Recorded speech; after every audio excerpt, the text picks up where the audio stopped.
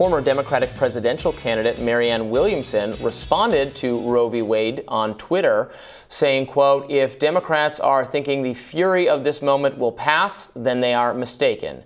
If they think it will all turn into support for them rather than anger at them, they are also mistaken. Democrats should do something massive and tangible for people pretty much right now."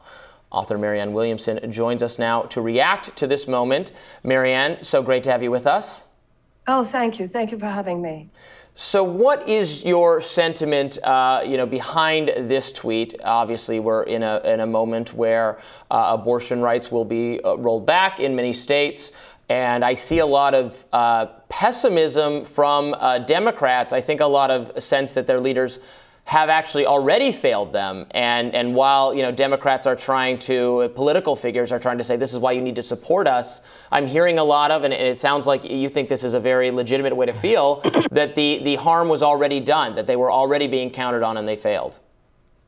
Well, they've had many opportunities over the years to codify Roe v. Wade.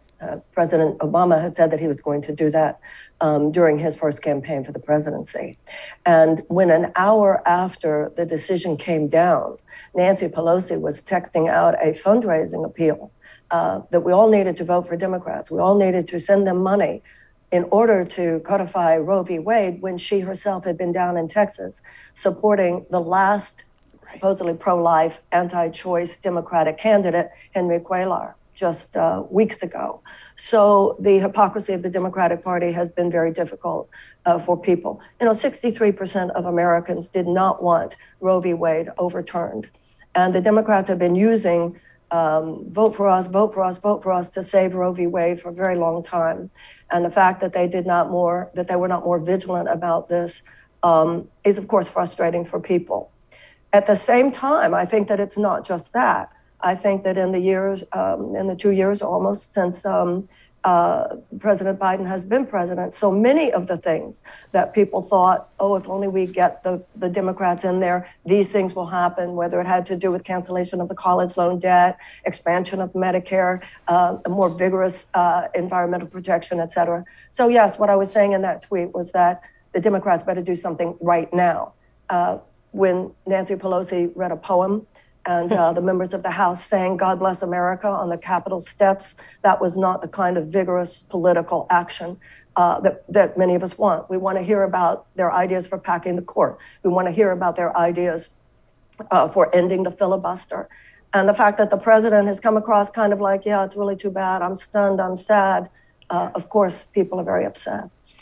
Yeah, I completely agree. I've been very critical of the Democrats in this regard. I think they don't do enough listening to their base. And in fact, I think in these years coming, this moment has actually been anticipated for years now by the exact people that they've dismissed and called alarmists. And they've really dragged their feet and done nothing. And I don't think that this is even though they're going to use this as an opportunity to try to mobilize, support, I think this moment is actually serving as proof that the Democrats don't fight back. They don't do what we need them to do. Republicans are very engaged and committed to serving their base, but the Democrats are not doing that for us. And I don't think that this is inspiring hope.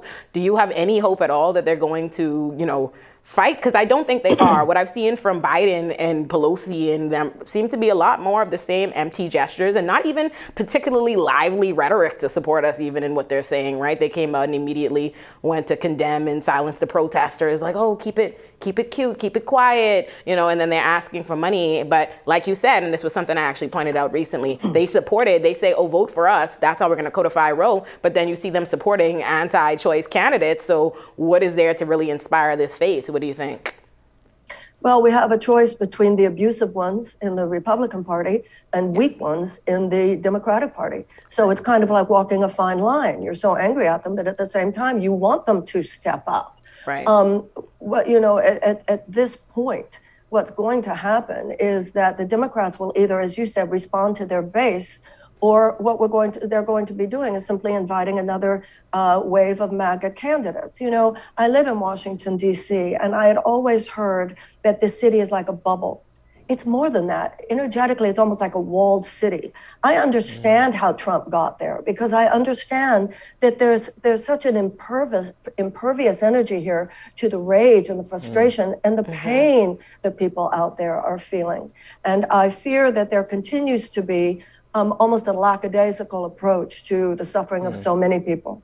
When you have the majority of Americans who have to live paycheck to paycheck, when you have 1 in 4 Americans who cannot even afford to get the medicine that is prescribed by their doctors, when you have 500,000 homeless people, when you have people having to decide whether to pay their rent or to buy insulin, some political party, and it used to be the Democrats, were standing passionately, powerfully, unabashedly, and unapologetically for the working people of the United States. The Democrats need to become that again, or they will lose power in this country probably for decades. Something has got to change because the American people are seeing that this system is not working for them.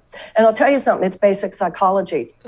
If daddy has been beating you up and mommy has just been wringing her hands and doesn't call the police on daddy and doesn't even leave daddy, but all she does is tell you that after you get your whooping, I'll give you ice cream and cookies. Or don't cry too loud. Up to be more angry at mommy than at daddy. That's true. So and true. that's very why people true. are so angry at the Democrats. Well, right and in this time of chaos for the Democratic Party's agenda, supporters of Hillary Clinton actually took to Twitter to air grievances with women who were aligned more with Senator Bernie Sanders. That's happened in the past, and it's happening again. We saw that one user had tweeted, "Here's the list of women that are responsible for why Roe v. Wade has been overturned." Ridiculous. It's just a who's who of our show. Susan Sarandon, Brianna Joy Gray, Nina Turner, Rose McGowan, Crystal Ball, Katie Halper, and Marianne herself. Any other women I'm missing, it said. Well, I guess Rising is single-handedly responsible for this. Imagine a list and leaving out RBG. a list of women responsible, and RBG doesn't even get a head nod. Not that I'm blaming her in its entirety, but you would think. And leaving out James Comey. All I can speak to is my own circumstances. I did support Bernie Sanders in the primary in 2016. Once that was over, although I do think it was unfairly decided, I absolutely supported and voted for Hillary Clinton. And I think it's worth noting that if the DNC had not put their fingers on the scale, which they clearly did in that primary season, then the winner would have either been Hillary or Bernie. But either way, Democrats particularly would have felt good about the campaign, and I do not think Donald Trump would have ever become president.